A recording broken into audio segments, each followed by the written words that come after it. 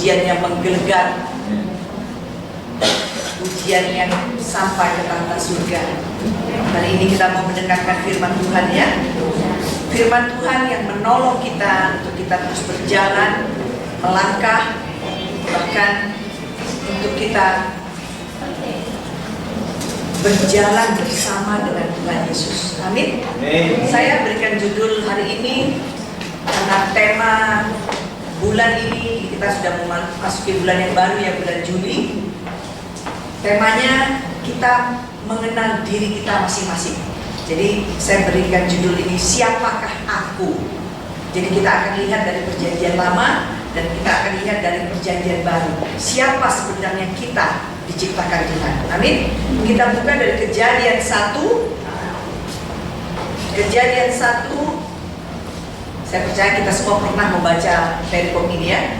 Kejadian 1 ayat 26 sampai 31.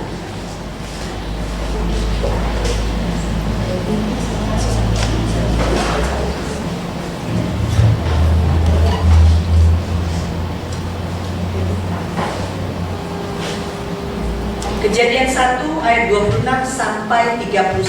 Kita akan baca bergantian ya. Saya baca ayat pertama, kemudian ayat kedua jemaat semua, kita semua, baru ayat ketiga saya kembali. Kejadian 1 ayat 26 sampai 31. Ini perikop yang pertama. Allah menciptakan langit dan bumi serta segala isinya. Ayat 26. Berfirmanlah Allah, baiklah kita menjadikan manusia menurut gambar dan rupa kita, supaya mereka berkuasa atas ikan-ikan di laut dan burung-burung di udara, dan atas ternak, dan atas seluruh bumi, dan atas segala binatang melata yang merayap di bumi. Maka Allah menciptakan manusia itu menurut gambarnya. Menurut gambar Allah ciptanya dia, laki-laki dan perempuan ciptaannya mereka. Kemudian ayat 28. Allah memberkati mereka, lalu Allah berfirman kepada mereka, beranak cuculah dan bertambah banyak, penuhilah bumi dan taklukkanlah itu. Berkuasalah atas ikan-ikan di laut dan burung-burung di udara, dan atas segala binatang yang merayap di bumi. Berfirmanlah Allah, aku memberikan padamu segala tumbuh-tumbuhan yang berbiji di seluruh bumi dan segala pohon-pohonan yang buahnya berbiji. Itulah akan menjadi makananmu. Ayat 30. Tetapi kepada segala binatang di bumi dan segala burung di udara dan segala yang merayap di bumi yang bernyawa, kuberikan segala tumbuh-tumbuhan hijau sebagai makanan, menjadi makanannya, dan jadilah demikian.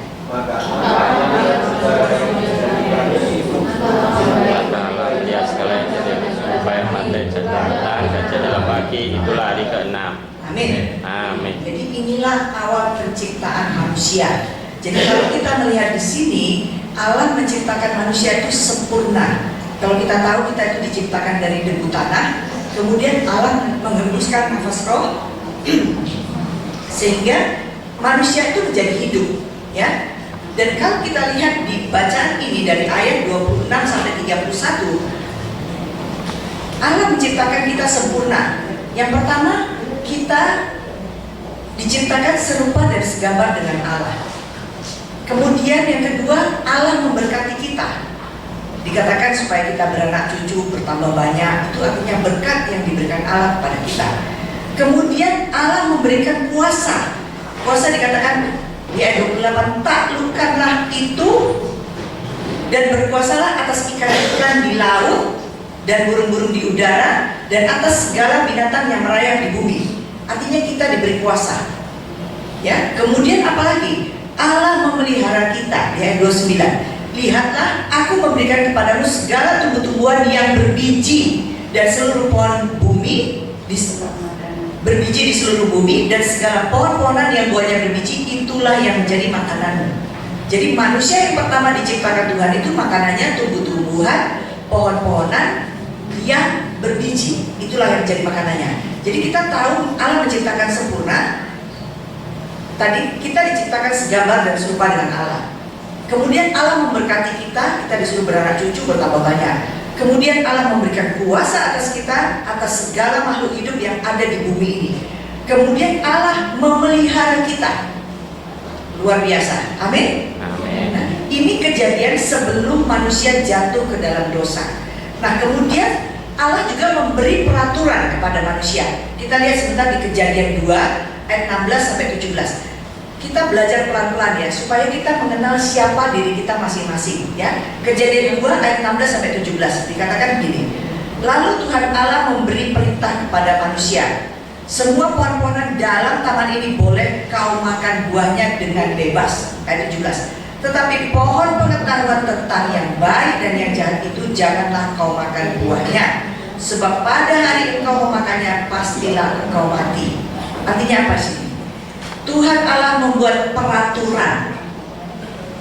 Ya, tadi manusia diberkati, diberi kuasa, ya, dilindungi, dipelihara, tapi Allah juga membuat peraturan untuk kita manusia.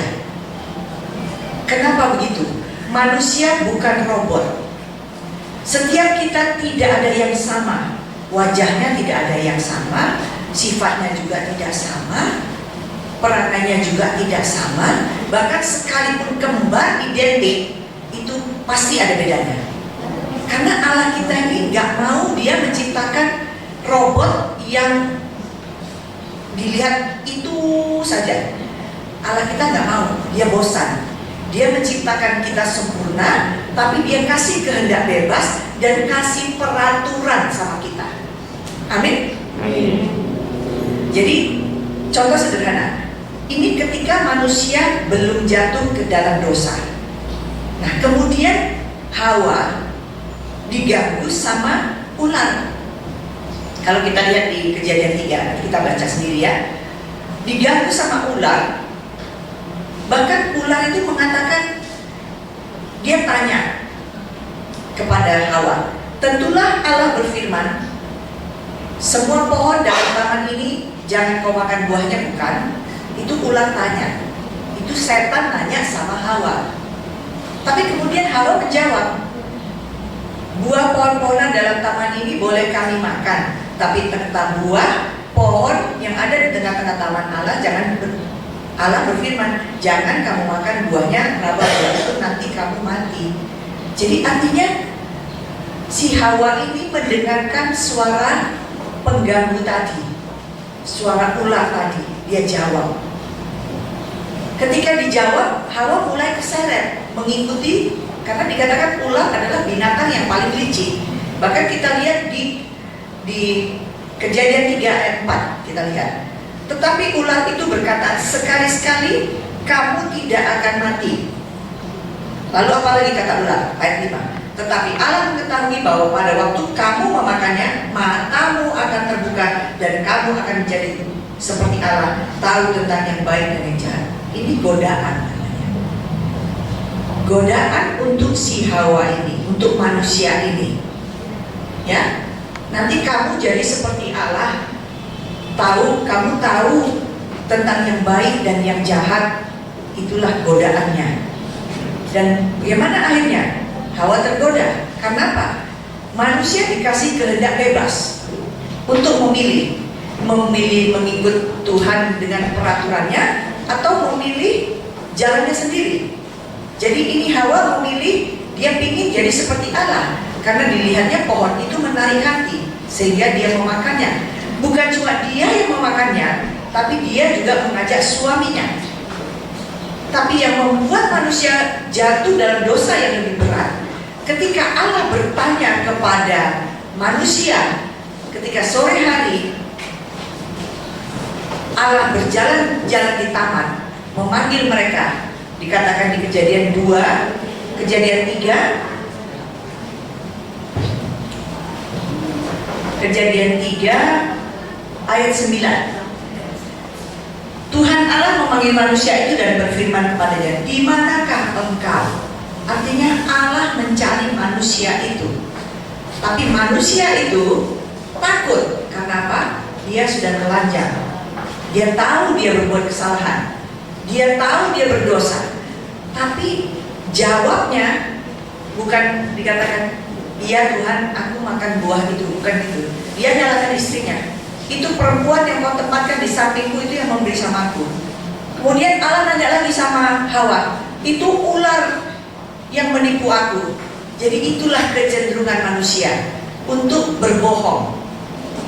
Ketika berbohong, kemudian menutupi satu kebohongan dengan kebohongan berikutnya. Sebenarnya ini pelajaran buat kita. Ketika kita bersalah, kita akui di hadapan Tuhan. Ya Tuhan, aku salah, ampuni aku. Maka Tuhan Allah yang maha kasih, Dia akan mengampuni kita, Dia akan menolong kita. Jadi itulah namanya kehendak bebas. Tapi kita yang memilih, kita mau milih yang mana. Contoh satu lagi, ketika Musa dipilih Tuhan untuk membebaskan bangsa Israel dari perbudakan Mesir, apakah Tuhan Allah memaksa Musa?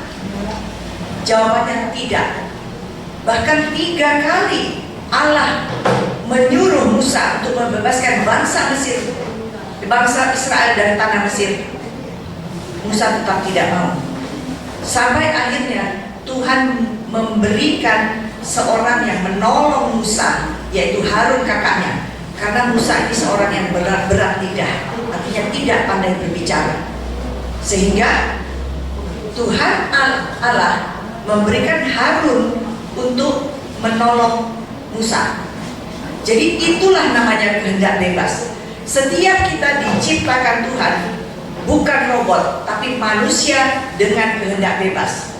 Allah menghormati kehendak bebas kita, tapi kita harus menyadari siapa kita di hadapan Allah. Amin. Supaya kehendak bebas yang kita pakai itu, kita pakai untuk memuliakan Tuhan. Kalau kita tidak mau dipakai Tuhan, itu kehendak kita. Kita katakan, Tuhan, aku tidak mau. Maka destiny yang Tuhan tetapkan untuk kita itu tidak akan kita sampai. Kita tidak akan sampai tujuan yang Tuhan mau. Karena semua Tuhan menciptakan kita ini sempurna. Dan Dia sudah tahu kita sejak dari kandungan ibu kita. Dia sudah memilih kita, memberikan nama kepada kita. Bahkan Dia sudah menentukan kita mau jadi apa. Tapi tetap kehendak bebas Tuhan berikan kepada kita. Mau gak kita mengikut Tuhan dengan sungguh-sungguh? Atau kita bilang, gak usahlah Tuhan, aku gini-gini aja. Tuhan tidak akan maksa kita seperti kepada Musa tadi. Tapi Dia menolong kita. Ketika kita mau melangkah, maka Dia menyediakan bagi kita penolong untuk menolong kita bisa mencapai destiny yang Tuhan buat untuk kita. Amin. Jadi itulah dari perjanjian baru, bagaimana kita diciptakan. Sekarang kita mau melihat dari perjanjian baru, tadi dari perjanjian lama ya. Kita di sini adalah orang-orang yang dikasihi Tuhan. Kita sudah menerima yang namanya karunia keselamatan. Itu bukan karena kepintaran kita, bukan karena kekayaan kita, bukan karena kebaikan kita, tapi Dia sudah memilih kita menjadi milik kepunyaannya. Sama seperti ketika Allah memilih bangsa Israel menjadi milik kepunyaan Allah. Kalau kita lihat sekarang, bangsa Israel adalah bangsa yang luar biasa diberkati, luar biasa pintar. Dan kalau di dunia ini pemegang kepemimpinan dalam ekonomi, dalam politik atau apapun itu semuanya orang Israel. Itulah bangsa pilihan Allah. Kita juga orang-orang yang dipilih Tuhan. Kenapa? Kita menerima kasih karunia untuk mengenal Tuhan Yesus. Amin. Jadi kita harus menyadari siapa diri kita. Bukan berarti kita harus merasa eksklusif. Eksklusif itu gini, aku adalah orang Kristen, aku percaya Tuhan Yesus, aku pasti diselamatkan. Orang itu belum percaya, aku nggak mau dekat-dekat dengan mereka. Bukan begitu. Kita harus tetap mengasihi orang-orang yang belum mengenal Tuhan. Bahkan kita harus mendoakan mereka supaya mereka juga menerima kasih karunia seperti kita. Amin. Nah, sekarang kita belajar tentang siapakah aku dari perjanjian baru. Kita baca dari Efesus 1 ayat 1 sampai 14. Efesus 1 ayat 1 sampai 14.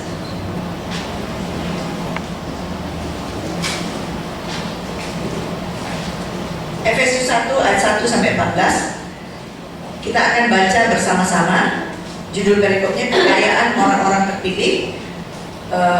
Ini kelihatannya kaum pria dan kaum wanita cukup seimbang ya. Saya akan bacakan judulnya, kemudian ayat yang ganjil ke kaum pria, ayat yang genap kaum wanita. Kekayaan orang-orang yang terpilih dalam nama Tuhan Yesus.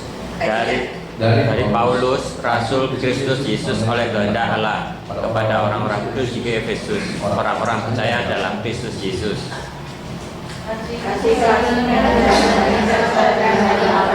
Bapa kita dan dari Tuhan Yesus Kristus menyertai kamu. Terpujilah Allah dan Bapa Tuhan kita Yesus Kristus yang dalam Kristus telah mengaruniakan kepada kita segala berkat rohani di dalam surga. Sebab di dalam Dia Allah telah memilih kita sebelum dunia dijadikan, supaya kita kudus dan tak bercacat di hadapannya.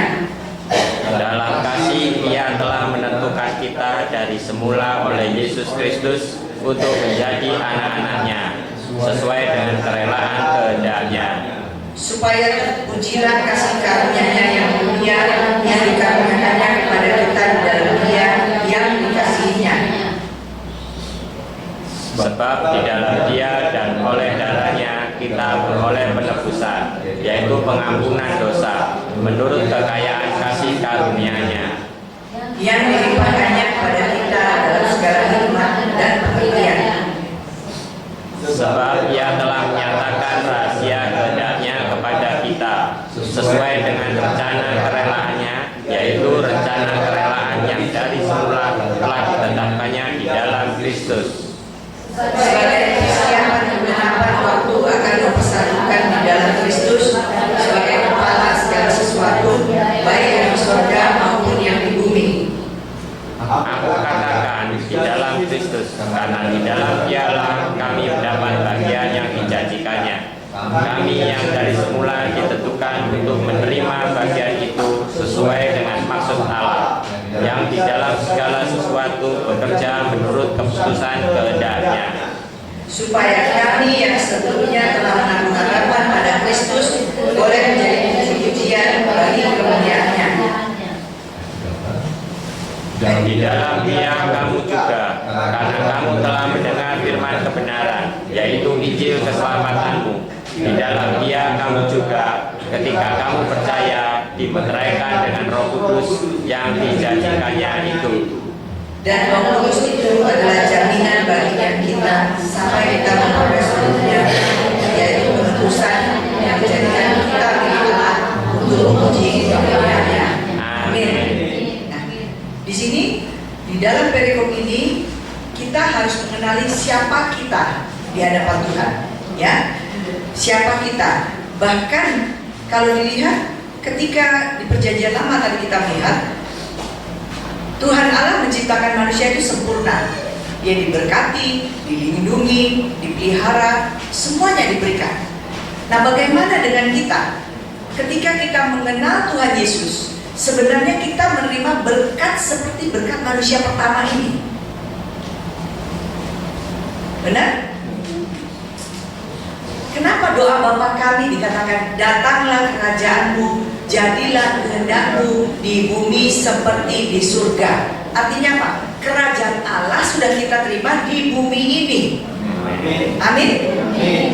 Tapi masalahnya kenapa kita berpikir, kok aku belum merasakannya ya?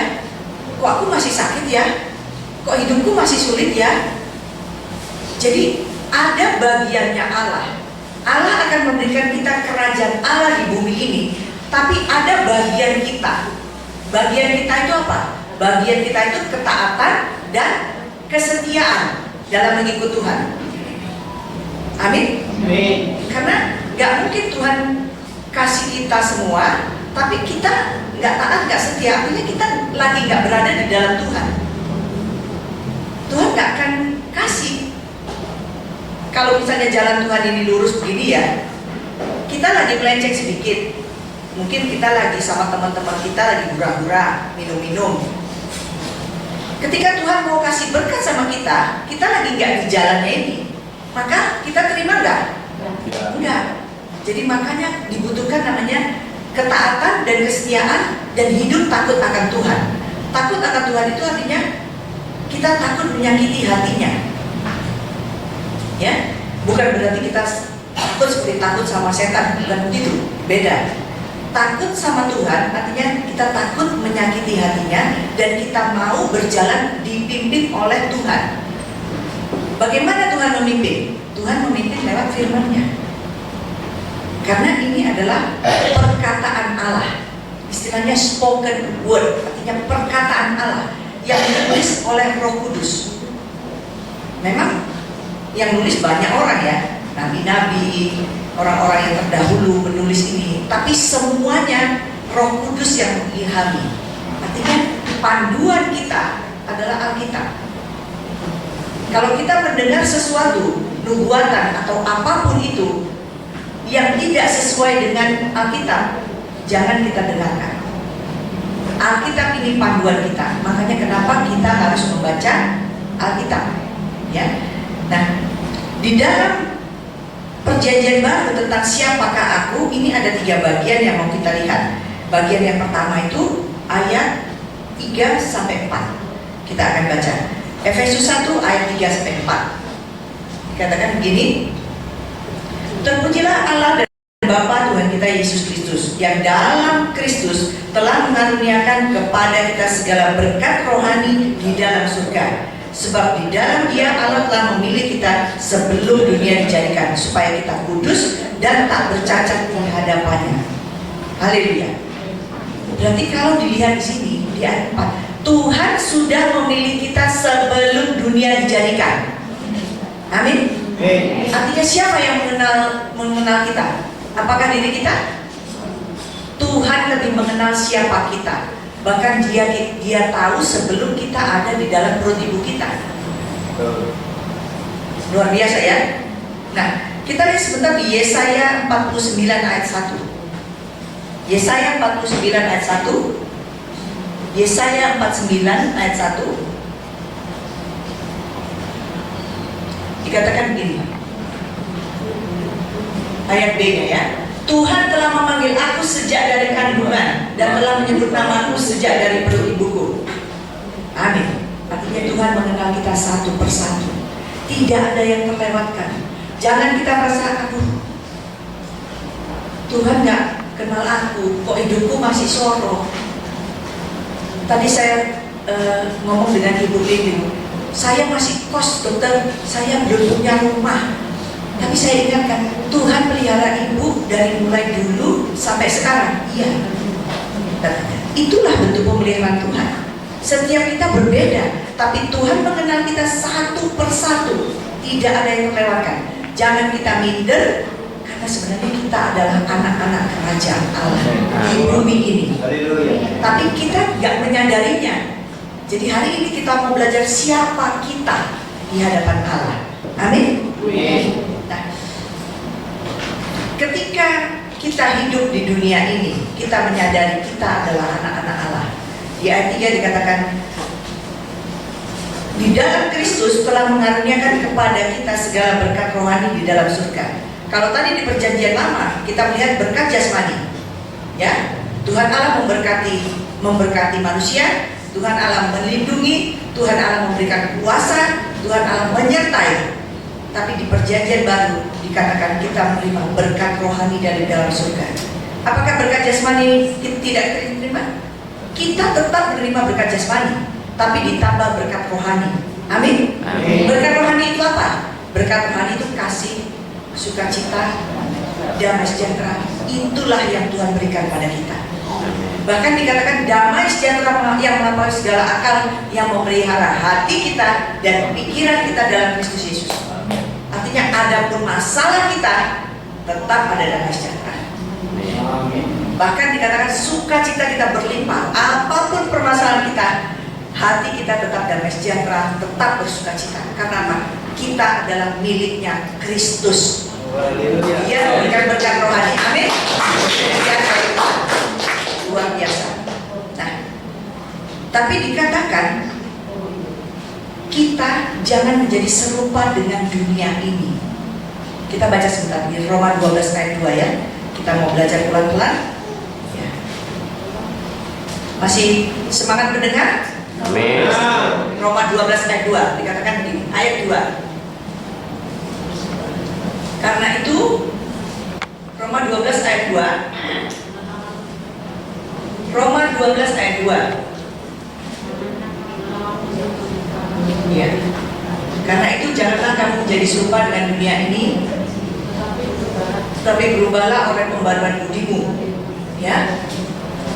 Ayat 2. Janganlah kamu menjadi serupa dengan dunia ini, tapi berubahlah oleh pembaruan budimu, sehingga kamu dapat membedakan mana kehendak Allah, apa yang baik, yang benar, kehendak Allah, dan yang sempurna. Amin. Apakah kita boleh bergaul dengan orang-orang yang belum percaya Tuhan Yesus? Boleh. Apakah kita boleh menjadi serupa dengan mereka? Tidak boleh. Jadi kalau mereka misalnya ngajak kita, ayo kita nongkrong-nongkrong dulu, kita minum-minum. No. Boleh? No. Afriki sudah bilang no. Ya. Kemudian kalau ada orang, sekumpulan orang merokok rame-rame, terus kita masuk yang belum di sana, ditawari rokok, kita ngerokok. Boleh nggak? Nggak boleh. Itu maksudnya jangan serupa dengan dunia ini. Amin. Tapi kita tetap menghormati mereka, tetap mengasihi mereka, tetap mendoakan mereka. Amin. Bagian kedua dari bacaan ini, kita memiliki jaminan keselamatan. Ayat 4 sampai 7, Efesus 1. Efesus 1 ayat 4 sampai 7. Ayat 5, tadi ayat 4 sudah ya, ayat 5. Dalam kasih Ia telah menentukan kita dari semula oleh Yesus Kristus untuk menjadi anak-anaknya sesuai dengan kerelaan kehendaknya, supaya terpujilah kasih karunia-Nya yang mulia yang dikaruniakannya kepada kita di dalam Dia yang dikasihnya.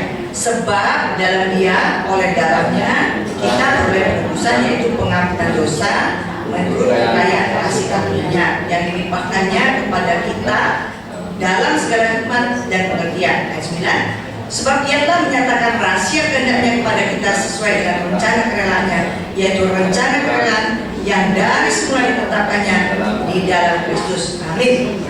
Jadi di sini di ayat 7 dikatakan, di dalam Dia dan oleh darahnya kita beroleh penebusan, yaitu pengampunan dosa menurut kekayaan kasih karunia-Nya.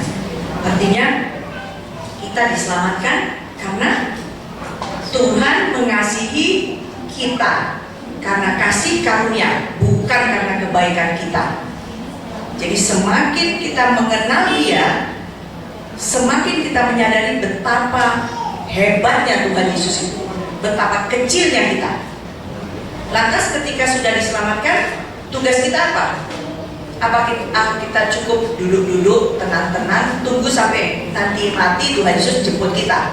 Apakah gitu? Enggak. Yang Tuhan mau kita melakukan perbuatan baik.